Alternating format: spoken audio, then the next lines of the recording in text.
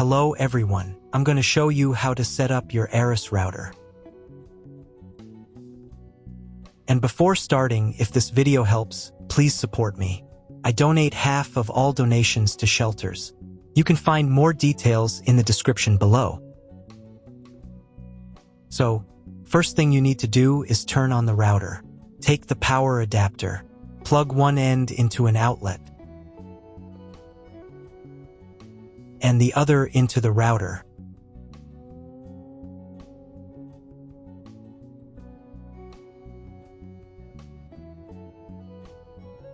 Then press the power button.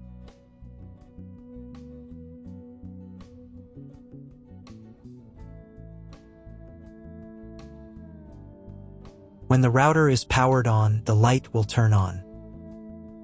It may take a few minutes for it to completely turn on.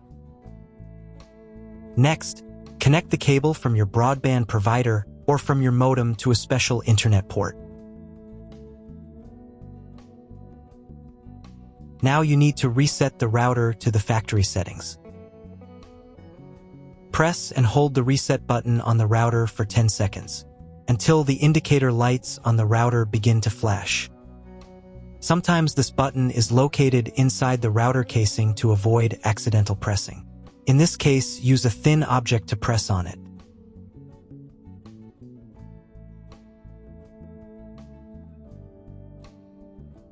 The router will reboot and the settings will return to the factory defaults.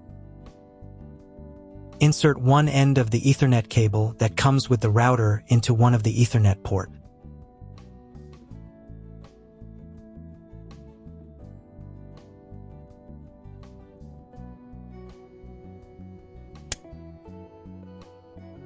And the other into your computer's Ethernet port.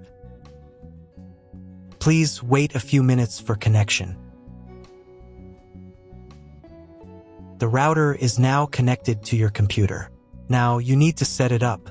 But first, I will show you another method for connecting the router if you do not have an Ethernet cable or your computer does not have an Ethernet port. Connect the router to the power adapter and cable from your internet provider. This will enable Wi-Fi. If the router is new and has never been configured, the Wi-Fi network will have the name of your router. Your router has its own Wi-Fi network name and password printed on a sticker. Connect to it. Great, you've connected to the router. Now let's start setting it up.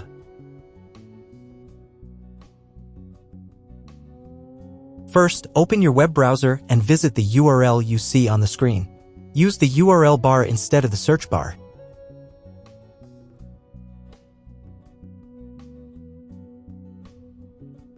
At the beginning, you will see a form with a login and password. Usually, it is admin and password. If these credentials are wrong, then find label on your router. The credentials are often printed on the bottom of the device.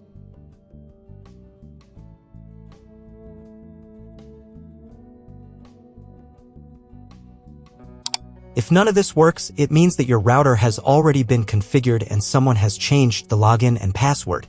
If you can't find out the login credentials, just reset the router to factory settings.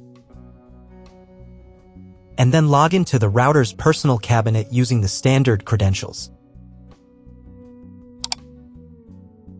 If your router settings do not look like mine, it means that your router has a different firmware. I made a video for every firmware type. You can find all the links in the description down below. I want to warn you right away that there are many firmware versions and they may differ slightly. But don't worry, you will succeed, just watch the video and follow the instructions. So, as I mentioned earlier, the first step is to enter your username and password to access the router's admin panel. At this point, you'll also see an option to choose the language for the router's admin interface. You can select from several available languages depending on the model, but in this case, I'm going to leave it set to English. It's the default and most documentation supports it. Once you've entered the username and password and selected the language, click the Apply button to proceed. After that, a pop-up window may appear. This is a security prompt asking if you want to change the default login password for the admin panel. This step is extremely important for your security. Leaving the default password makes it easier for someone to access and change your network settings without permission. So I strongly recommend changing it. To do that, click right here to open the password change page.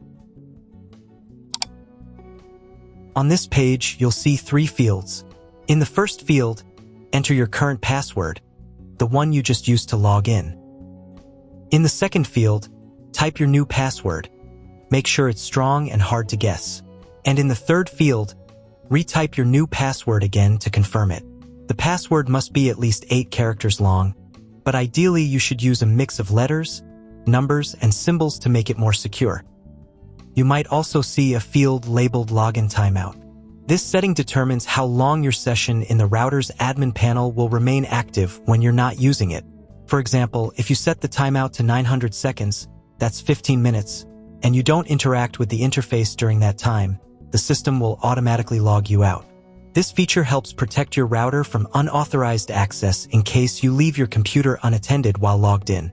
Once you've made all the changes, click Apply to save them. Now, let's move on and change the Wi-Fi network name and password. To do this, go to the Basic Setup tab and then click on the menu option also called Basic Setup.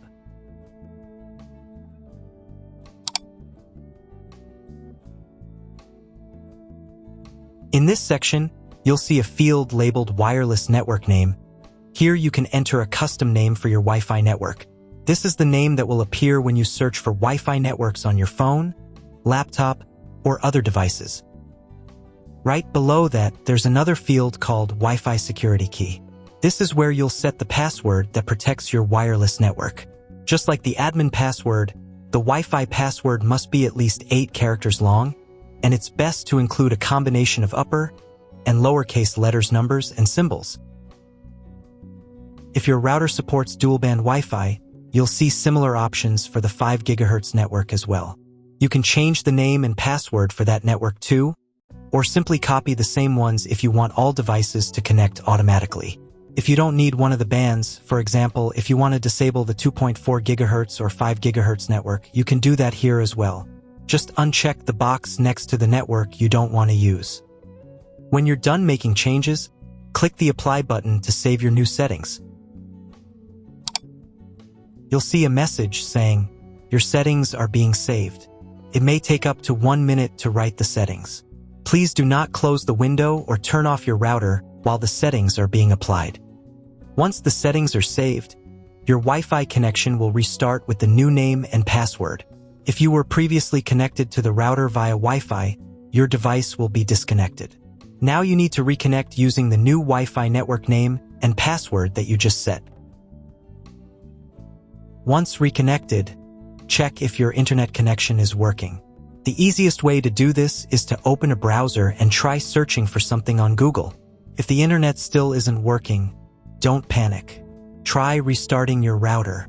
To do this, unplug the power cable from the router, wait for about 10 seconds, and then plug it back in. Now wait a couple of minutes until the router fully powers on.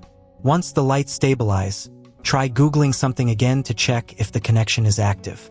If the internet still doesn't work at this point, you'll need to call your internet provider. They will give you the exact information about your internet connection type and any additional settings you may need to configure. That's all. If you found my video helpful, please support my work. Half of all donations I send to animal shelters. All details are in the description down below.